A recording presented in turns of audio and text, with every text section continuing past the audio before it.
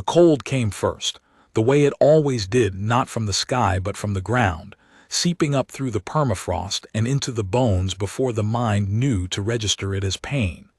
Sergeant Mara Voss had lived through 3 winters in the Kenai bunker, and she still hadn't made peace with it. She doubted she ever would. She pulled the thermal wrap tighter around her shoulders and stood at the outer observation hatch, a square of triple-reinforced blast glass barely 2 feet wide, watching the white nothing beyond the perimeter fence. The fence itself was a joke. 40 meters of chain link strung with concertina wire, half of it sagging under the weight of last week's snowfall, and beyond it the black tree line of what had once been the Kenai National Wildlife Refuge. Nobody called it that anymore. Now they called it the perimeter, and the perimeter was where the Vreth came from. She had been the one to name them. 3 years ago, after the Cascade, that was what the survivors called it. Not the war, not the end, just the Cascade. A word that implied something geological and therefore beyond blame. After the Cascade, the things had started appearing at the edge of the tree line. Not immediately. Not even in the first months. It had taken almost a year before the first survivor team reported them. Tall, multi-jointed, the color of packed ice lit from beneath, moving in the wrong kind of silence. Mara had been attached to that first team. She had looked through her scope at the thing standing between 2 dead spruce trees, and she had thought, that is not radiation sickness wearing a body. That is something that was waiting.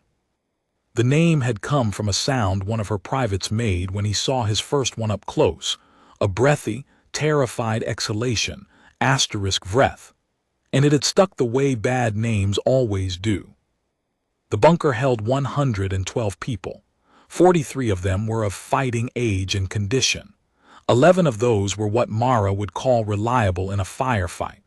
The rest were medics, engineers, teachers, children, and the elderly, the living archive of a species that had managed to fumble itself nearly to extinction in under 4 years. She turned away from the glass and walked back down the corrugated steel corridor toward the command room.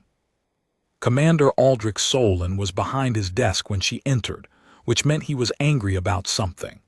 He only worked at his desk when he was too controlled to pace. He was a large man, the kind of large that had been impressive once, broad through the chest, heavy jaw, gray beginning at his temples in a way that in the old world would have read as distinguished. In this one, it just read as tired. "Bravo team isn't back," he said. "I know, I was just at the hatch. They're 4 hours overdue." "I know that too." He looked up. There was something about the way Solon looked at her that she had never quite been able to classify, not hatred, nothing so clean. More like the specific frustration a man feels when someone he expected to be simple turns out to be complicated. Mara had been complicated for as long as she could remember, and she had stopped apologizing for it somewhere around age 14. "I want you to take a team out at first light," he said. "I'll go now." "You'll go at first light, Sergeant. We don't do night runs. That's a standing order." "Standing orders," she said, "are for conditions that stand still." Solon put down his pen. There it was again, that look. She had a theory that he'd once been the kind of man who told his subordinates they showed promise, and the word was always a warning. "You show promise, Voss," meant you are useful but not yet threatening. She had been threatening to him for about 2 years now, ever since she'd figured out the Vreth's heat detection threshold and redesigned the patrol routes accordingly, cutting contact incidents by 60%. He hadn't congratulated her. He'd filed the new routes under his own name in the colony log. "First light," he said again, and went back to his pen. She did not argue. She had learned that there was a kind of argument that wasted energy and a kind of argument that banked it, and this was a night for banking. She stopped in the medical bay on her way to the barracks.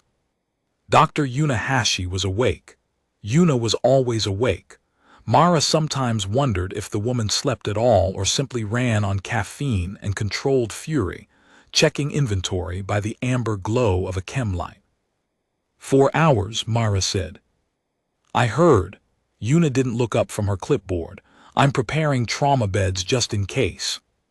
Just in case, Mara repeated. Yuna finally looked at her, and her eyes dropped to Mara's midsection for exactly 1 second before coming back up. Nobody else in the bunker would have caught it. Mara caught everything. I'm fine, Mara said. You're 11 weeks, Yuna said. You're also the best field commander we have, and you're about to do something stupid. I'm going to follow a standing order and wait until first light. Yuna made a sound that would have been a laugh in better times. Right.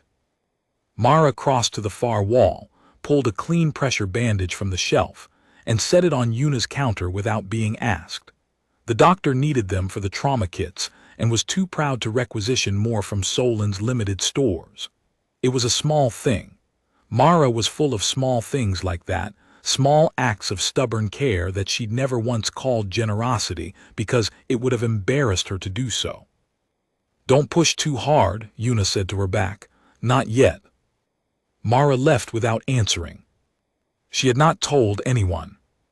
That was perhaps the strangest part, not the pregnancy itself, not the circumstances of it, but the silence she'd built around it like a second kind of armor. 11 weeks. She knew the mathematics of it. She knew exactly which night in the supply room, which particular darkness, which particular loneliness that had tipped briefly into something warmer before the cold came back. She did not regret it. She was not a woman who spent much time on regret. What she felt instead was something more forward-facing, a kind of fierce, preemptive protectiveness, the way you feel when you're holding something fragile in a room full of careless people. She lay on her bunk in the barracks and stared at the riveted ceiling and thought about what Yuna had not said. She thought about the other thing, too. The thing she had not spoken aloud to anyone because there was no one to speak it to, no one who would understand the weight of it. Mara had been raised by her grandmother in what was left of Anchorage, and her grandmother had been a precise and unromantic woman who nonetheless kept one photograph above the hearth, a black and white portrait of a man in dress uniform, 3 stars on his collar, a name Mara had only learned years later, her great-grandfather. A commander of the old bloodline, what the pre-Cascade historians had called the sovereignty line, the unbroken chain of military governance that had theoretically held Alaska together for 3 generations before the politicians dismantled it.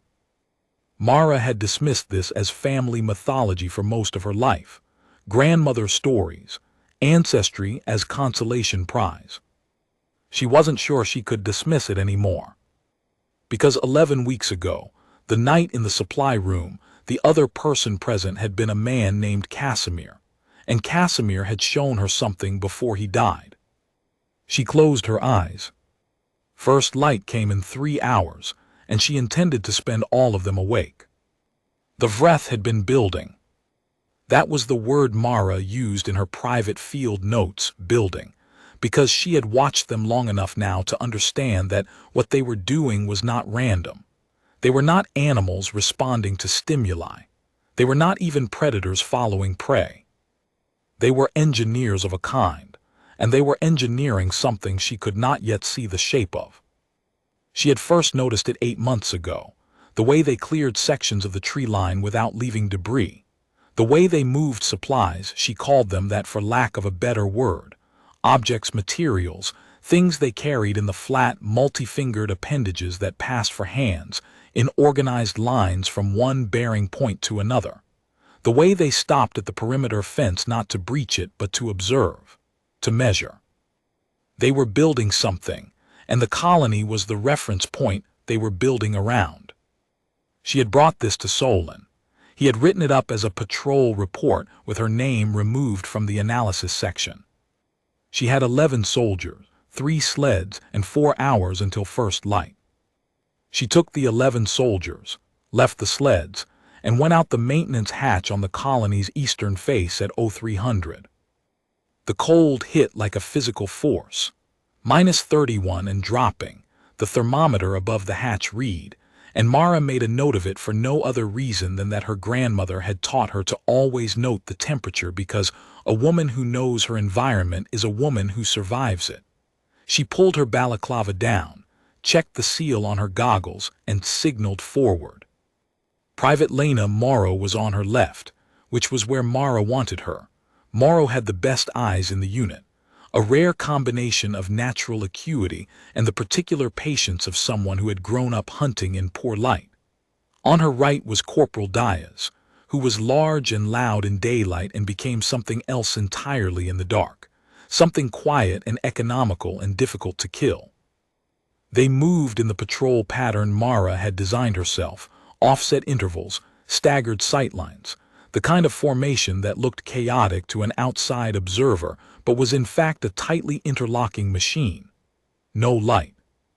No sound beyond the crunch of boots on packed snow, which Mara had long since accepted as the unavoidable signature of human movement in winter terrain, and had built into her threat assessment mathematics accordingly.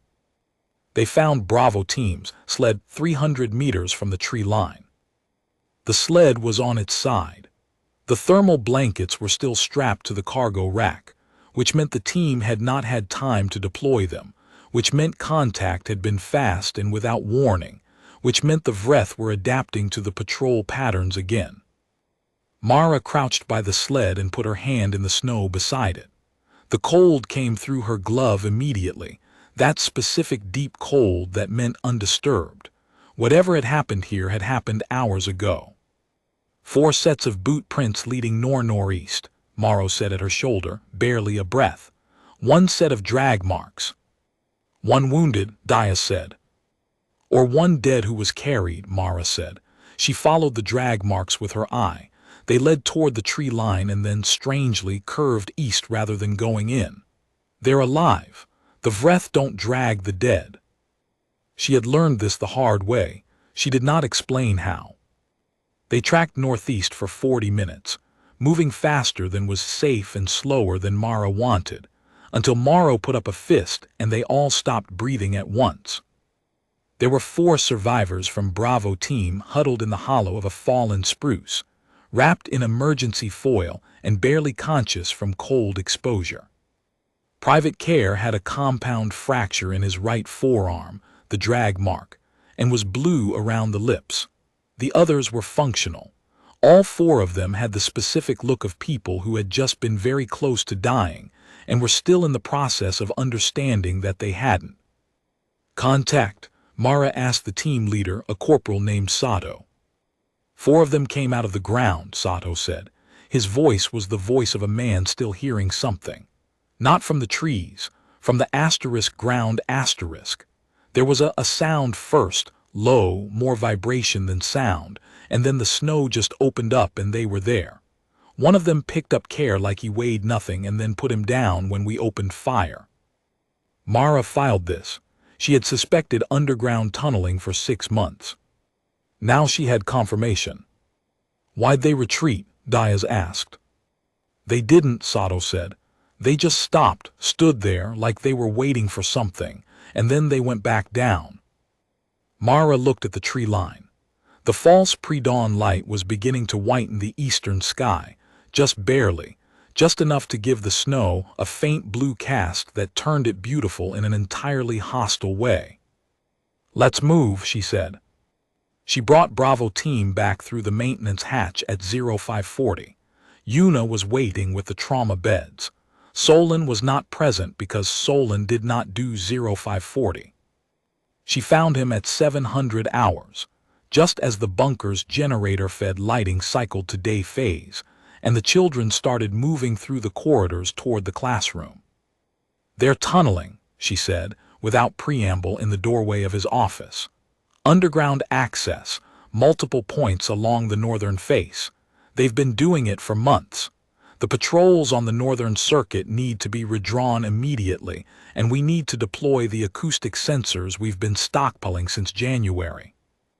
Solon looked at her with the face he wore when he was calculating whether something could be used against her later. That's a significant resource commitment, he said. The alternative is them coming up through the floor of Block C in the middle of the night, she said. You went out last night. I recovered 4 soldiers who would have died by morning. You violated a standing order." She stood very still. This was a specific kind of stillness. Not the stillness of someone suppressing anger, but the stillness of someone who has already done the math and arrived at a number they can live with. "I recovered 4 soldiers," she said again. "One of them is 18 years old." "That's not the point, Voss." "What is the point, Commander?" He stood up. He was taller than her, and he had learned long ago to use that, to let physics do the work of authority. She had learned long ago not to let it work on her. "The point," he said, "is that you don't get to decide which orders apply to you and which don't. You're a sergeant. You're good at what you do. But you are not." He paused, and she watched him choose his next words with the deliberateness of someone laying a trap. "You are not leadership material, Voss. You never have been. You're a weapon. Weapons don't have opinions about when they fire." She heard it, every syllable of it. She let it land and lie there, and then she said, "Request noted. Authorize the acoustic sensors." "I'll review your report." "People will die while you review it." "Dismissed, Sergeant." She left. In the corridor outside, she stood for exactly 12 seconds with her back against the wall and her eyes on the ceiling, and she breathed, counted, breathed again. Then she put the anger somewhere cold and small and walked to the communications room. The stranger came on a Tuesday. Not that Tuesday meant anything anymore, but Mara still kept a calendar because her grandmother had kept a calendar, and because she found comfort in the arbitrary continuity of naming days. He came in the same way the dead and the almost dead always came, out of the white, out of the nothing, emerging from the snowfield to the south as if the ground had exhaled him. A runner from the southern watch post came to find Mara before he came to find Solon, which said something about the watch post's loyalties, and Mara was grateful for it. She was the one who brought him in. He was barely conscious. Hypothermia stages 2 verging on 3. Una confirmed. The shivering already fading, which was the dangerous sign. But he was alive, and he was large. And under the ice and the frostbite there were the traces of someone who had traveled very far in terrible conditions and had not died. And that told Mara something about him before he'd said a single word. He didn't say much for the first 18 hours. He said his name, Rovan, and he said he had come from the coast, and then he said nothing more because Una sedated him for the frostbite treatment and let him sleep. Solon wanted him isolated. "We don't know where he's from," Solon said, in the same tone he used for everything that made him anxious, which was the flat administrative tone of a man who had learned to dress anxiety in the language of protocol. "He's from the coast and he came here on foot," Mara said, "in January. That's his story. That's the evidence. Look at his boots." Solon looked at the boots, which were homemade, which were extraordinary, which were constructed from multiple materials in a way that demonstrated both ingenuity and desperation, and which had clearly been walked into near destruction across several hundred miles of Arctic terrain. He looked at them and said nothing, and Mara watched him decide to be suspicious anyway, because suspicion was the one thing left that made him feel powerful. "He stays isolated until I say otherwise," Solon said. Mara sat with Rovan anyway. There was no rule against it. She had been careful about that, careful about which rules existed and which ones didn't for 2 years. On the second day, he was awake and coherent, and she brought him a mug of the barley broth that passed for coffee, and he accepted it with both hands the way you do when something warm is the most important thing in the world, and she saw in that small gesture the whole weight of the journey he'd made. "You know where you are," she said. "Can I bunker?" he said. His voice was low and precise, the voice of someone who had been careful about words for a long time. "There are 4 operational survivor colonies between here and the Kodiak coast. This is the largest." "How do you know that?" He looked at her for a moment. He had dark eyes and a face that had been weathered past its age, and something in it that she recognized without being able to name. The look of someone who has been carrying a fact that is too large for one person for too long. "Because I've been to all of them," he said, "looking for this one. For the bunker. For whoever was running it." The pause that followed was the kind that has weight in it. "That's not Solon," she said carefully. "No," he said. He reached into the lining of his jacket, a gesture so careful and telegraphed that she understood he knew he was in a fragile situation, and produced a flat case, the kind used for documents, wrapped in waterproof material and sealed with a strip of adhesive that had held against everything the Arctic had thrown at it. He handed it to her. She opened it. Inside was a document. Old paper, real paper, not the recycled sheets the bunker used, and on it a series of authorizations, names, dates, seals, the specific formal language of the pre-Cascade governance structure, the sovereignty line that Mara's grandmother had told her about, that she had dismissed as family mythology, that she was no longer able to dismiss. The last name on the document was her great-grandfather's. Beneath it, in an annotation that had been added more recently, the ink a different color, the hand different but formal, was her name. Not her grandmother's, not her mother's. Hers. Sergeant Mara Voss, confirmed lineage, last authenticated heir of the Northern Sovereignty line. She looked up from the document. "Casimir," she said, because she knew. She had known from the moment she'd seen the dark eyes, the precision, the look of someone carrying a fact. "He was my brother," Rovan said. "He died about 3 months ago. He told me where to come. He told me what to bring." She sat very still.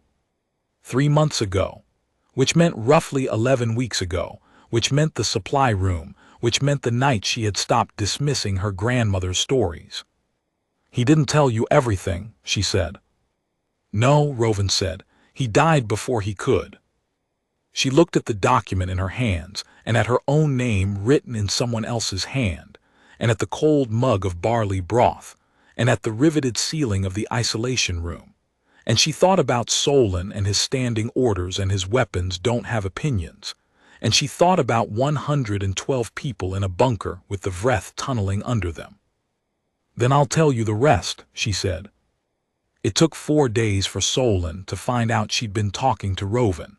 It took him another 12 hours to build a case for it. The case was simple.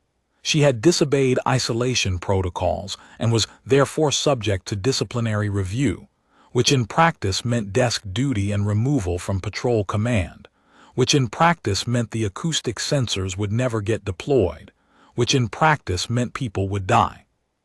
She did not argue with Solon about the disciplinary review. She had been waiting for him to make this move for 2 years, and she had spent 2 years making sure it would not matter when he did.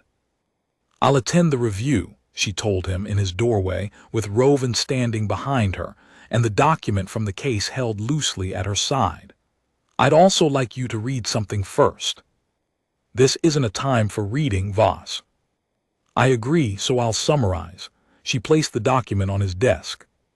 "This is a chain of command authorization from the pre-Cascade sovereignty line. It designates a named heir for Northern District Command in the event of regional collapse. The named heir is me, which means, Commander, that I outrank you and have outranked you since the Cascade, and I have been following your orders out of courtesy rather than obligation." Solon stared at the document. The silence was the longest she had ever allowed herself in his presence. "That's not," he started and stopped, looked up. "That's not legitimate. It has the seals of 3 pre-Cascade authorizing bodies and the signatures of 11 named officers. I've had it verified against the colony's own records archive, which you have not updated in 18 months, incidentally." She pulled a second sheet from behind the first. "Here is a cross-reference with the bunker's founding charter, which you signed, which includes a succession clause. Read paragraph 7. Solon read paragraph 7. She watched his face do something complicated and settle into something she recognized as a man deciding whether to fight a battle he knows he's already lost. You were going to tell me about this, he said. I'm telling you now. That's not how this works. Commander. Her voice was even, unhurried, the voice of someone who has stopped being careful in the specific way that means they no longer need to be. I did not come here to humiliate you. I came here to ask for your cooperation, because you know this colony and I need that knowledge. But the acoustic sensors go in today. The Northern Patrol routes change today, and the isolation on Roven lifts today, because he has information about Vreth structural patterns along the Kodiak coast that we need. Another silence. He looked at the document, at Roven, at Mara. Something in him that had been braced against her for 2 years seemed to find, in that moment, the relief of finally letting go. How long have you known? He asked. About 3 months, she said. I didn't want it, I still don't particularly want it, but here we are.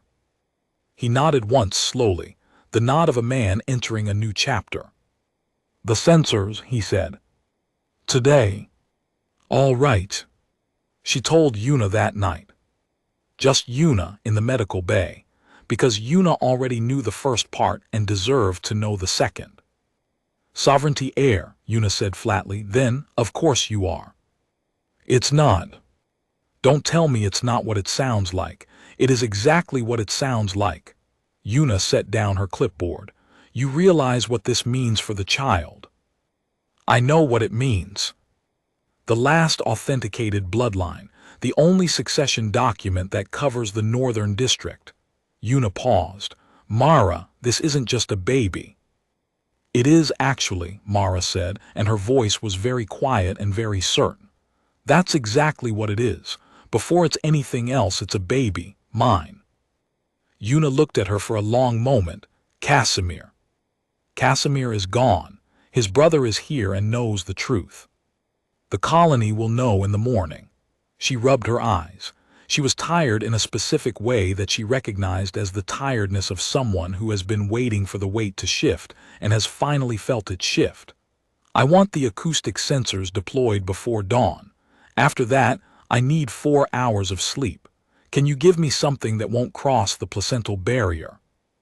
I can give you a blanket and permission, Yuna said. That's the same thing and it's safer. Mara took the blanket. The acoustic sensors found the first tunnel at 0312. It was directly beneath Block C, as she had predicted, 30 meters down and moving at an angle that suggested a connection to the main Vreth network. She had been mapping from surface observations for 8 months. The sensor array, 47 units deployed in a grid across the bunker's footprint, lit up the monitoring board in the comm room like a winter constellation. And Mara stood at the board with Roven and Diaz and Morrow, and a revised understanding of what they were facing. It's not one tunnel, Roven said. His voice was careful and considered, the voice of a man who had survived by being precise. It's a network. They've been building it since the Cascade, maybe before. Before, Mara said. The certainty of it arrived without fanfare, just another piece of mathematics completing itself. They were here before the Cascade. They've been here longer than we have. Roven nodded. On the coast, the tunnels go down 60 meters in some places. Old construction. The walls are smooth. So they didn't come after us. We came to them. She traced the sensor readings with one finger not touching the screen. They've been patient. Vreth don't do patient, Diaz said. They do something we've been calling patience because we don't have a better word for it, but it's something else. She pulled up her 8 months of field notes on the monitor beside the sensor board. Look at this. Every time they've had an opportunity to breach, they've stopped. Every time they've had isolated soldiers they could have taken, and they could have taken them because they're twice our size and they come out of the ground, they've pulled back. They're not trying to kill us. Then what are they trying to do? Morrow asked. I think they're trying to measure us, Mara said. I think they want to know if we're worth keeping. The room was quiet except for the soft tonal pings of the sensor array. I don't follow, Diaz said. They're an advanced species that's been here longer than our civilization has existed, Mara said. They've watched us nearly kill ourselves. They've watched us crawl into the ground and cluster into small groups and try to survive. They've been watching the Kenai colony specifically for at least 3 years. She turned to face the room. Everything they've done, the probing, the retreating, the taking of one wounded soldier, and then putting him down when challenged, it's a test. A long, methodical test. Of what? Morrow asked. Of whether we're worth engaging with. Whether there's something in us that's genuinely worth the trouble of contact. Contact, Rovan repeated. They haven't tried to destroy us. We've been destroying ourselves just fine without their help. But if they wanted this bunker gone, it would be gone. The tunnels alone, she gestured at the board, they could collapse this structure from below in 12 hours. They've had the infrastructure to do it for months. They haven't. Another silence. The sensors pinged. So what do we do? Diaz asked. We show them something worth seeing, Mara said. The plan took 6 days to build and 3 more to execute.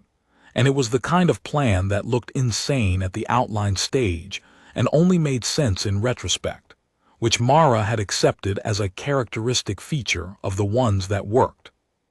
The core of it was simple: don't retreat, don't attack, do something else entirely. They opened the perimeter gate. Not the whole gate. The secondary gate on the northern face, facing the tree line, at 900 hours on a clear morning when the temperature had climbed to -18, and the sun sat low and orange above the Kenai range like a fire someone had forgotten to put out. They opened the gate and Mara walked through it alone with no weapon, and a thermal sensor array strapped to her forearm and Rovan's voice in her earpiece saying *50 meters, moving slowly, bearing 270, which meant one of them was already above ground. Which meant they had been watching, which meant they always had been. She stopped 20 meters outside the gate. She stood in the open snow with the cold working through her gear, and her heart rate at a number she was choosing not to think about, and she waited. The breath took 11 minutes to come.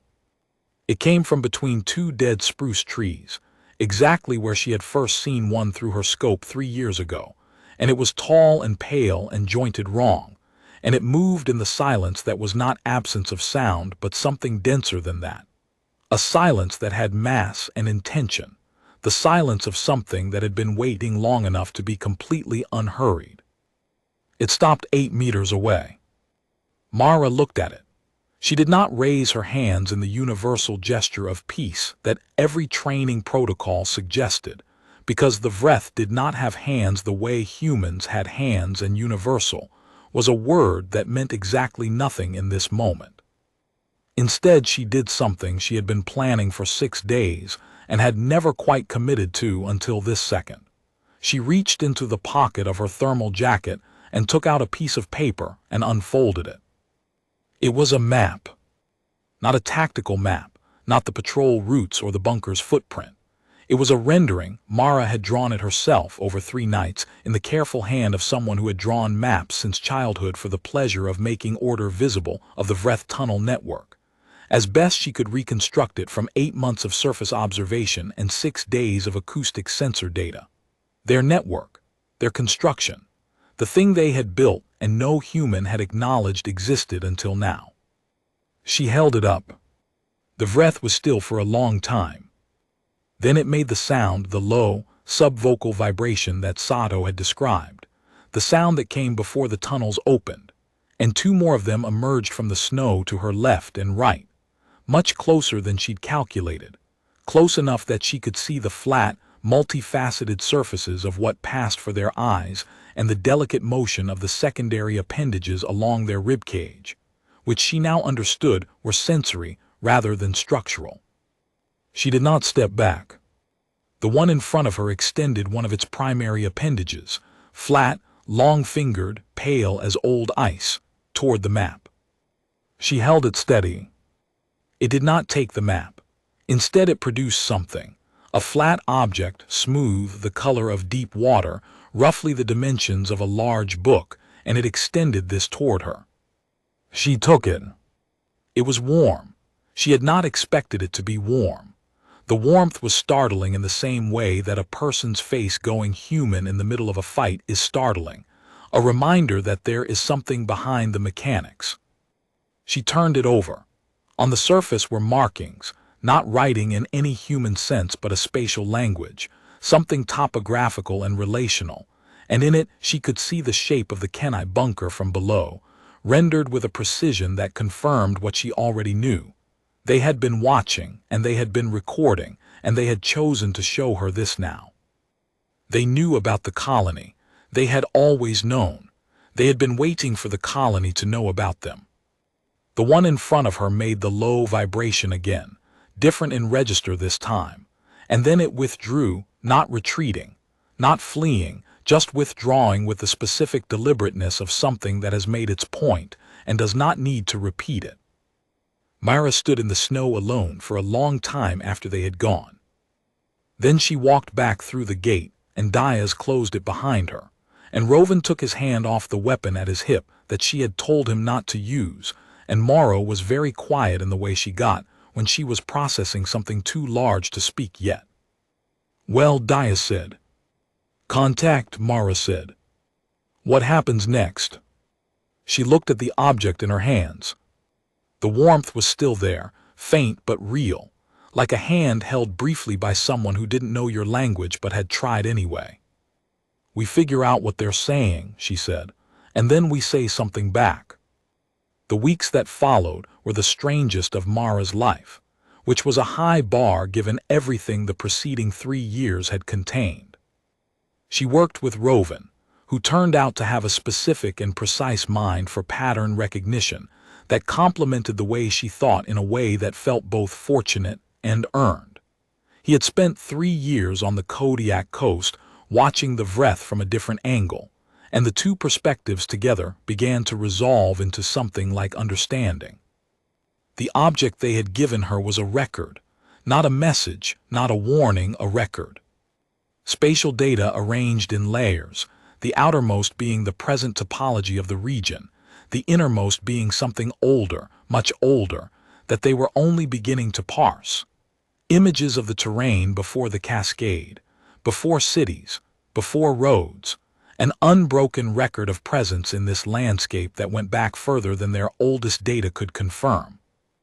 They were caretakers, Rovan said one night in the map room, with the object projected on the wall through the imaging scanner Una had repurposed for the task. Not of us, of the land. They've been here since before the land looked like this. "And we came," Mara said. "And we came. And then we nearly ended ourselves. And now they're deciding what to do about the ones that are left. Testing whether we're worth keeping," she said again. "Or worth talking to." He paused. "I think those might be the same thing for them." She had been sleeping more than she used to, which Una had confirmed was physiological and normal and would pass. The tiredness had a quality she had not expected, not weakness but weight, the specific weight of something growing, something that required resource and quiet and darkness and warmth. She had stopped apologizing for it to herself. She had started, in small ways, telling people. Morrow knew, Diaz knew. The children in the corridor knew, the way children always know before adults, through some lateral perception that adults lose somewhere around the time they learn to be polite. Solon knew. He had not commented. She thought maybe this was the closest he knew how to come to grace. She told the whole colony on a Thursday, arbitrarily selected from her calendar. A Thursday in March when the light was coming back and the worst cold had fractionally receded, and one of the engineers had managed to get a secondary heating circuit running in Block B, which meant nobody was wearing their full thermals indoors for the first time in 4 months. She stood in the main corridor at the junction point where the 4 residential blocks met, and she said, "I need to tell you several things, and I'm going to tell them in order of importance." The first thing she told them was about the tunnels, the sensor network, the Vreth and what she understood of their intentions. She spoke plainly and without drama, the way her grandmother had spoken about difficult things, with the specific respect that said, "You are not fragile, you can hear this, I trust you with it." The second thing she told them was about the document and the sovereignty line and her name written in someone else's hand. And she watched the faces of 111 people do the complicated thing that faces do when the story they thought they were living reveals a different shape.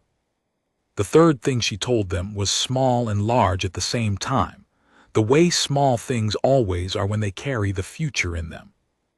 There were 112 people in the colony. Shortly, there would be 113. She told them. The corridor was very quiet for a moment. Then Morrow started laughing, not at anything, not cruelly, just the laughter of someone whose body needs to release the specific pressure of too many things felt at once. And the laughter was catching, and soon the whole junction point was full of it, this ragged, improbable, stubborn human sound. And Mara stood in the middle of it and let it wash over her and thought about Una saying this isn't just a baby and thought. No, and also yes, and both are true, and neither cancels the other out. The Vreth came back twice more before spring. The first time was a delegation of 7, which Mara received at the northern gate with Rovan and 2 senior members of the colony council. She had formed the council in February, not because the sovereignty line required it, but because she disliked unilateral decisions and trusted distributed judgment. And the exchange lasted 3 hours and produced 4 new topographic records and a working hypothesis about the Vreth's primary communication modality that would take another 6 months to fully decode.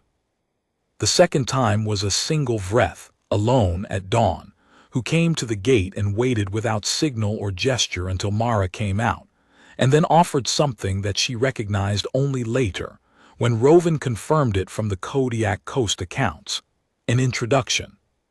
Not of the Vreth itself, names, it seemed, were not a concept that translated, but of its function, its role in the network, its reason for being at this particular gate on this particular morning. It was the equivalent of, I am the one they sent to make sure this works. She thought about that for a long time afterward.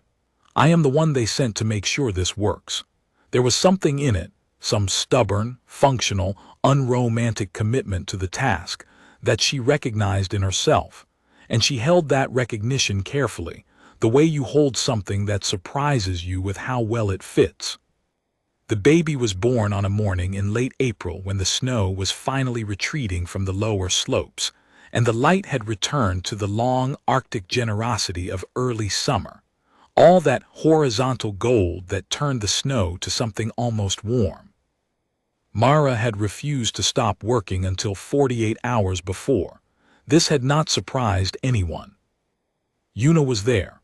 Rovan was there, which surprised Mara more than she had expected, not his presence but her comfort with it, the way his particular quietness was the right kind of quietness for the occasion. Morrow was in the corridor with Diaz and the children and half the colony, because children have no concept of personal space and colonies do not ultimately have private moments. The child came into the world in the medical bay of a concrete bunker in the ruins of the Kenai Peninsula, in a nuclear winter that was very, very slowly becoming something else. And the child was small and specific and entirely itself, and Mara held her. A girl, Una confirmed, as if Mara hadn't known for weeks, and the girl's eyes were the dark, precise eyes of Casimir, which meant she was going to be difficult and exact and not at all easy to fool, and Mara thought, good. In the corridor, somebody was crying, probably more than one somebody. Mara didn't look up to check because she was busy looking at the girl in her arms, the small particular weight of her, the warmth that was almost shocking in its intensity, the way she gripped without being asked to grip, purely instinctive, purely insistent. A tiny hand closed around Mara's finger as if making an argument. What are you going to name her? Una asked. Mara had been thinking about this for months in the way she thought about difficult problems, not continuously, but in the background, letting the answer build until it was ready to be recognized rather than decided. Can I? She said. Una smiled at that in the particular way she smiled at things she approved of, small, unsentimental, entirely genuine. The last heir of the Northern Sovereignty line, Rovan said, quietly from his corner. She's the first heir of whatever comes next, Mara said. The last of something is never just the last of it. It's always also the first of something else. She looked at her daughter's face. Dark eyes, studying the fluorescent light above with the specific intensity of someone confronting a problem for the first time, and finding it interesting rather than frightening. Through the concrete walls, through the permafrost and the deep tunnels below, the Vreth network was doing what it always did, patient, structural, ancient, present. Somewhere in it, she thought, there might be an equivalent moment, a new thing beginning in the old dark. She thought about the map she had held up in the snow.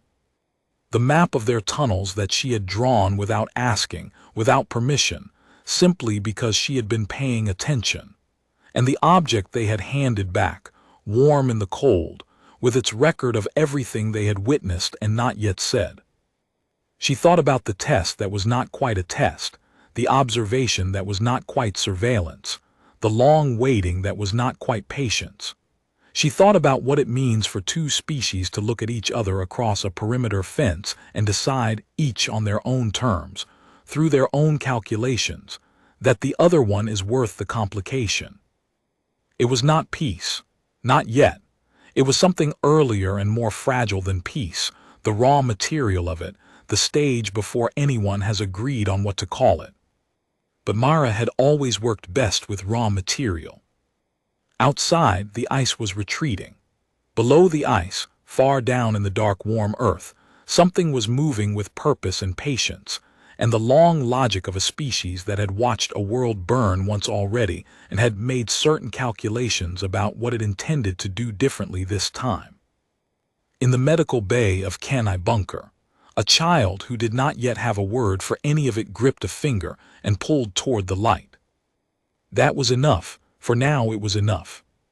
The grid of acoustic sensors in the corridor hummed their quiet tonal notation, a constellation of sound mapping what lay beneath, and Mara sat with her daughter and listened to the earth, and waited to see what came next. She was good at waiting, when the waiting was for something worth having.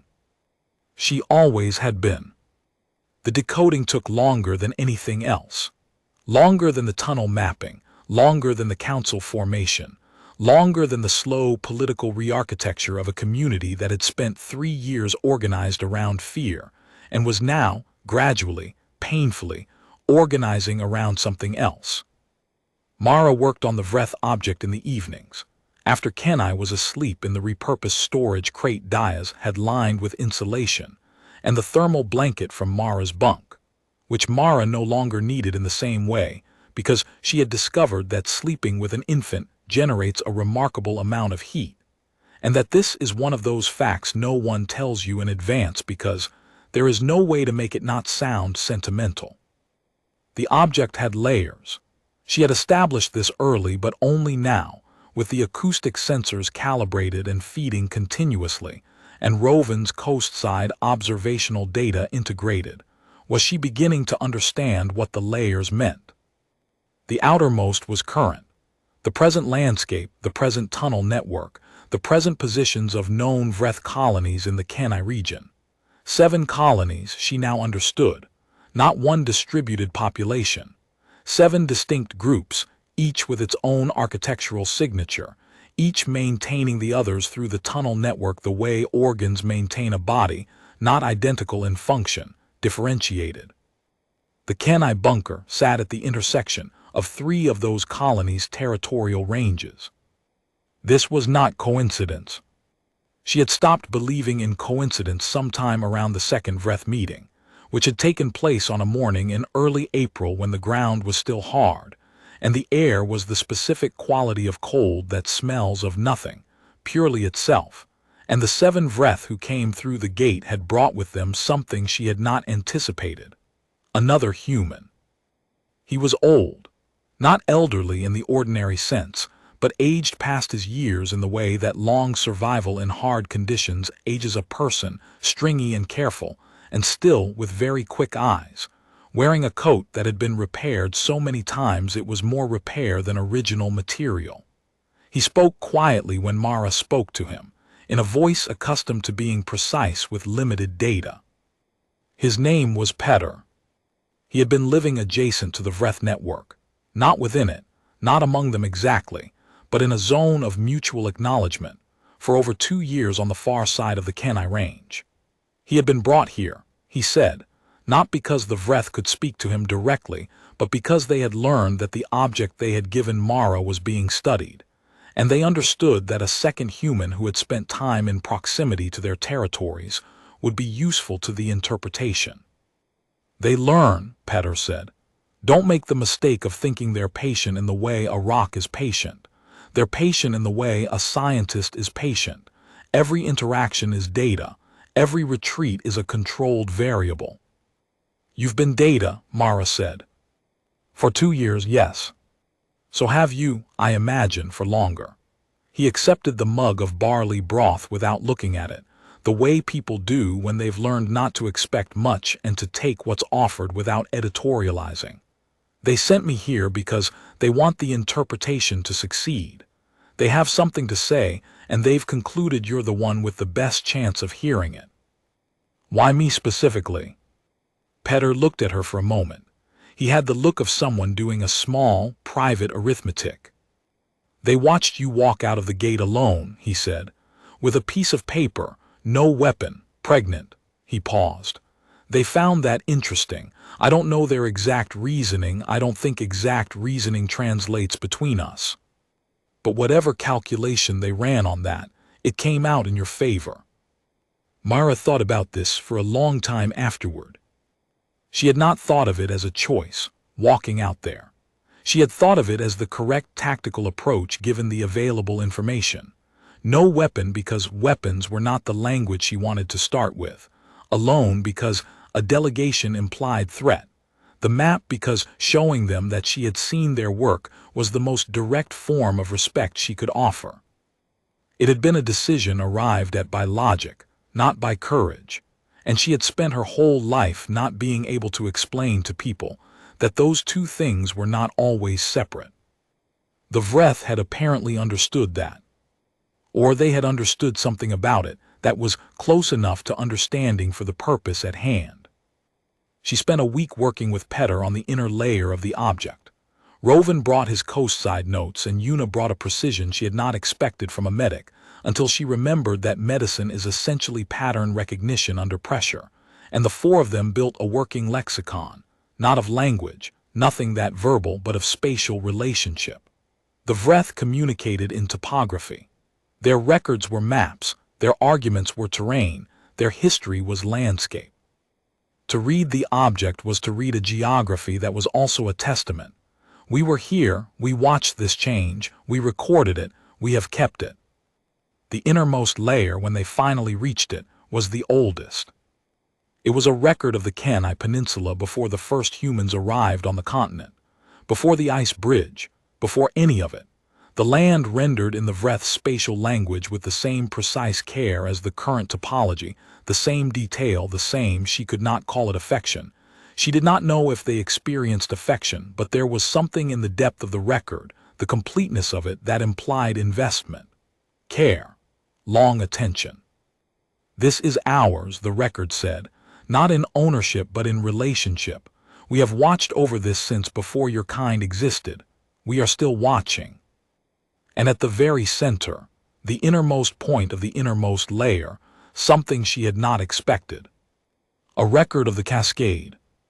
Not of human infrastructure or human casualties, though those were there, implicit in the topographical changes to the landscape, but a record of the Vreth's own response to it, the acceleration of the tunneling, the expansion of the network, the shift in activity patterns in the months before the cascade that could only mean one thing: they had known it was coming. Perhaps not the specific form, not the date, but the direction of human civilization, the temperature of it, the increasing fragility. They had read in the landscape the way you read weather in clouds, and they had prepared. They had expanded their tunnels toward the human settlements, toward the bunkers. Not to attack, to be close enough to observe, to be close enough if it came to it to act. to be present when the species that had arrived so recently, and burned so bright, and come so close to burning out entirely, either finished the job or found some way to continue. They had been here for the ending in case it was not the ending after all. Mara sat with this knowledge for a full day before she spoke it to anyone. She sat with Kenai in the corner of the map room, the baby asleep against her chest in the carrier Morrow had sewn from canvas and webbing, and she looked at the innermost layer of the object projected on the wall, and she thought about what it means to watch, to commit to watching, to build your entire infrastructure around the practice of staying close enough to witness without intervening, to hold the posture of the observer for decades, perhaps centuries, perhaps longer, because you have decided that the thing you are watching has the potential to be worth it. That was a kind of faith, she thought, not in the human sense, not religious, something harder and more empirical, a hypothesis maintained over time, a prediction kept open. They had predicted that humanity might surprise them. She had been the surprise. Not as an individual, she was careful not to make that mistake, careful not to read the Vreth's interest in her as a judgment on her personal worth rather than what it was, which was recognition of a moment. She had been in the right place at the right moment with the right specific combination of information and intention, and the Vreth had recognized the moment rather than the person. That was not a small thing. It was, in fact, a more respectful form of recognition than the personal kind, because it said, "We see what you are doing, not just who you are." She took Kenai out of the carrier and held her up in the projection light, in the mapped image of the ancient peninsula before any of this had happened, and the baby turned her dark, examining eyes toward the light, and studied it with the specific seriousness of something very new encountering something very old. "This is what you're inheriting," Mara said quietly, "all of it. The ice and the tunnels and the people in the bunker and the things below the ice, all of it." Kenai made a sound that was not a word. Mara took it as agreement. The formal designation came in midsummer, when the days were 20 hours long, and the solar panels they had rigged along the bunker's southern face were charging the battery bank past 70% for the first time since installation. The colony held its first proper council vote, not on Mara's authority but confirmed by it, her role now something the sovereignty document named, and the colony had ratified in its own, additional living terms. She was not a commander in the way Solon had been a commander. The council held authority over resource allocation and settlement decisions. She held operational authority over external engagement and defense, which currently meant the ongoing and increasingly complex work of the Vreth dialogue. She did not call it a relationship, not yet. The word was too far ahead of where they were. What she called it was a working understanding. Two species that had been occupying the same landscape from two different angles for a very long time, finally acknowledging the geometry. The Vreth sent a new object in August, smaller than the first, warmer, which she now understood was a marker of intent. Warmth in their objects seemed to indicate directness, a higher compression of meaning, less archival, more conversational. Petter confirmed this from his 2 years of proximity. Rovan confirmed it from the coast accounts. The new object mapped 3 locations within the tunnel network that the Vreth were indicating as accessible to human entry. Not as territory, not an invitation to occupy, but as crossover points. Places where the above-ground colony and the below-ground network could make contact without the theater of the northern gate. A door, or rather, 3 doors. Mara looked at the 3 locations on the sensor array and recognized 2 of them. One was the spot in Block C where the first tunnel had been detected, now sealed from their side, now apparently ready to be unsealed from both. One was outside the perimeter, in the dead spruce grove, where she had stood with her map on that first morning. The third was somewhere new, beneath the colony's water treatment system, which meant the Vreth had understood the colony's infrastructure well enough to identify the junction point of maximum mutual utility. They were not offering shelter, they were offering connection. She thought about what to bring to the first crossing. She was aware of the theatricality of it, the weight of the moment, and she was also aware that moments that feel weighty often turn out to be smaller than expected, and moments that feel ordinary turn out to be the ones that hold everything. She didn't know which this would be. She prepared for both. She brought the map. The original one, the hand-drawn rendering of their tunnels she had held up in the snow on that first morning. She had kept it.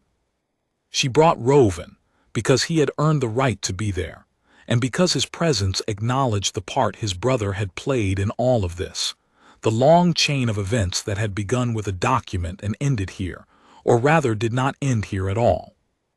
She brought Yuna, because Yuna's precise and unsentimental intelligence was the kind she wanted at her side when encountering the unknown. She left Kenai with Morrow, which was the hardest part, not because she did not trust Morrow. She trusted Morrow completely, but because there is a specific gravity to leaving a 4-month-old human in someone else's arms and walking toward a hole in the ground, a gravitational pull that is all future, all consequence, all the weight of what you are walking toward and what you are leaving behind, and the hope, not yet certainty, that these two things are compatible. They were. The crossing took 40 minutes. The tunnel was smooth-walled and warm and lit by the Vreth's own bioluminescence in a way that was disorienting before it became beautiful, the light moving and alive, the quality of something organic rather than installed. The Vreth who guided them, 2 of them, neither the original delegation nor Petter's familiar contacts, which Mara took as the introduction of new participants rather than replacement of old ones, were unhurried and precise in their guidance without being directive. They did not push. They indicated. The chamber at the end of the tunnel was large enough for 6 humans standing with room between them. The walls were covered in the Vreth's spatial language, a comprehensive record, she understood now, the way a human might tile a room with maps. This place was a records room, a library in its way, the oldest architecture she had ever stood inside. She placed the hand-drawn map against the wall. The Vreth nearest her, the one she had come to think of as the deliberate one, for no reason she could precisely articulate except that its movements always seemed specifically chosen rather than reactive, placed one flat appendage over it without covering it. An acknowledgement, a co-signature in its way. On the wall behind it in the spatial language, something shifted. A section of the record she had been working to decode. She couldn't read all of it yet, but she could read enough. It said, as best she could translate it, as best Petter confirmed it later, as best the working lexicon they had built could render it, something like, the ones above who paid attention, the ones above who mapped the below. The record continues. The record continues. She stood in the warm bioluminescent dark of the oldest inhabited space she had ever entered, and she thought, yes, yes it does. Above her in the bunker, 112 people were going about the work of surviving, the quiet grinding daily work that survival requires.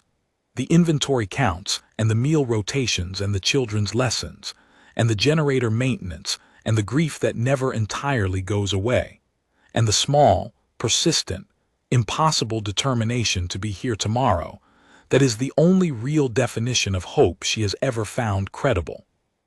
Below her in the network that had been here longer than her language had words for it, a species that had watched everything was watching still, not as threat, not as judge. As whatever it is you become when you have kept faith with a thing long enough that the faith transforms into something else, into presence, into kinship of a kind, into the specific and irreversible condition of having been there. Mara Voss, last heir of the Northern Sovereignty line and first of whatever came next, stood at the intersection. She looked at the wall of records, the vast spatial archive of a world that had been witnessed in its entirety, and she thought about her daughter upstairs with Morrow's careful hands, and she thought about the document with her name on it written in someone else's hand. And she thought about all the standing orders she had quietly declined to follow, and all the ones she had kept because they were right, And she thought about the map she had drawn in 3 nights and carried into the snow alone. It was not a magnificent story.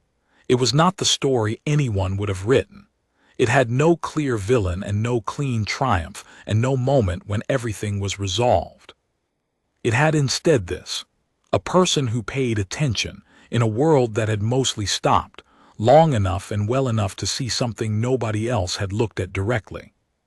She had looked at it. It had looked back. And they were still here, all of them, above and below, the children and the council and the ancient patient engineers of the deep earth, all of them still here in the thin margin between what had ended and what had not yet begun. And that was not nothing. That was not nothing at all.